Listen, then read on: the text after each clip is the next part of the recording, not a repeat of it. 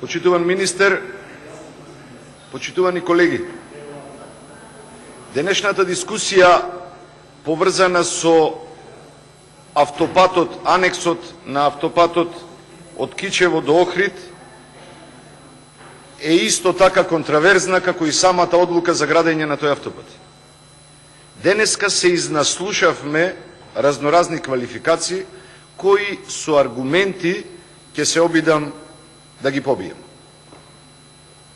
Ама само со аргументи, не со впечатоци и со некакви мислења.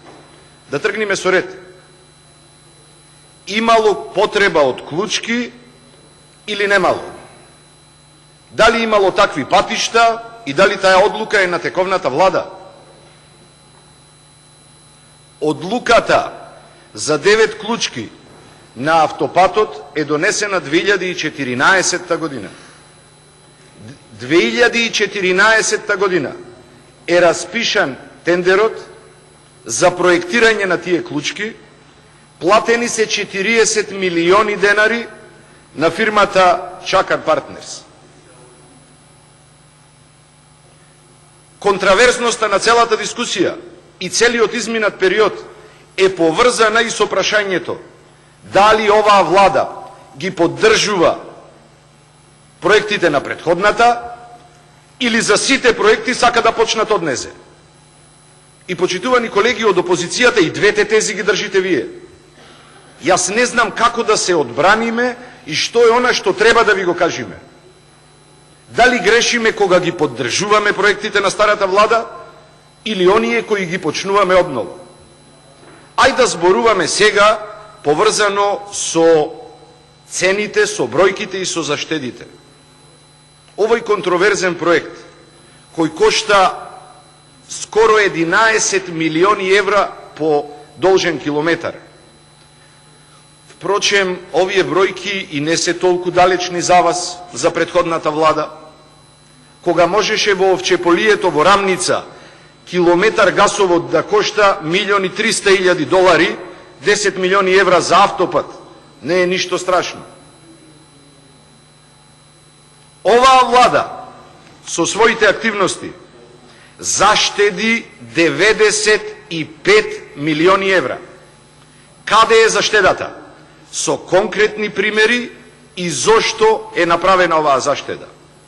Сите непредвидени работи, кои не беа предвидени во основниот проект за градба на овој автопат, требаше да бидат испроектирани, дел од нив испроектирани веќе, меѓутоа не вкалкулирани во основната цена на автопатот. Споредбата за извршување на тие активности по цените кои биле пропишани по договорот, кој коштал 411 милиони евра, кога би се случиле дополнителните активности по тие цени, би чинеле 282 милиони евра. Во овој момент истите е предвидено да коштаат 187. Што значи тоа? Дека ископот, кој претходно бил предвиден да кошта 7,85 евра по само малку 4,9 евра по метар кубен, во овој момент е предвидена цената од 3,66 евра по метар кубен. И ако на сето ова се додадат околу 9 милиони кубици кои треба да бидат ископани, тука е разликата. Од друга страна, заради лошото проектирање, земјата, теренот, на кој требало да помини тунелот, бил предвиден дека треба да биде од прва и втора категорија. Пазете, без никакви геотехнички истражувања. Па ве молам, колеги, кажете ми дали непредвидена работа е тоа што проектот беше нацртан над резервоарот во Кичево или над изворот изворот кој што е таму. Дали непредвидени работи се да нема ниедно геотехничко испитување на теренот. После геотехничкото испитување докажано е дека квалитетот на земјиштето е од 5-та и 6-та категорија. Тоа подразбира дека во самата градба на тунелот потребно е енормно зголемување на количината на железни ременета. Тоа се потпори кои ја прават цврстината на тунелот за утре да не се случи некаква несреќа. И тие ременета коштаат со основниот проект биле предвидени да чинат 7,85 евра по килограм, а со сегашниот договор, со анексот, се 2,98 евра по килограм. Ако земите дека потребни се повеќе од 6.000 тони да се употребат од овој материјал, тука е разликата во цената. Тука се заштедите кои ги имаме направено. Колегите пред малку рекоја, како може со зголемување на вредноста на автопатот да зборувате за некаква заштеда? И тоа е вистинското прашање. Одговорот на тоа прашање треба да го има македонската јавност. Почитувани колеги, почитувани граѓани, во 411 милиони евра договорени цени со договор ратификуван во ова собрание, ние никако не можевме да ги намалиме договорените цени. Само на овој дел на дополнителни работи со намалувањето на цените за 35%, оваа влада, толку критикуваниот тим на заменик премиерот Анѓушев, на министерот Сугарески, на директорот Китанов, успеа да заштеди 95 милиони евра. Сметајте 34%, точно за толкава бројка станува збор. На 411 милиони евра, колкава е заштедата? Свесни сме сите како јавност дека изведбата на овој автопат се изведува со подизведувачи.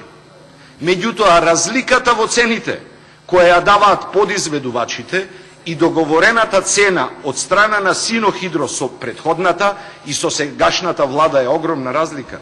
Само за споредба, 54% е средната разлика во цена помеѓу цените на подизведувачите и цената фактурирана до владата за автопатот Кичево-Охрид. 35% е разликата во цена помеѓу цените на подизведувачите и цената фактурирана кон претходната влада со договорот ратификуван во ова собрание.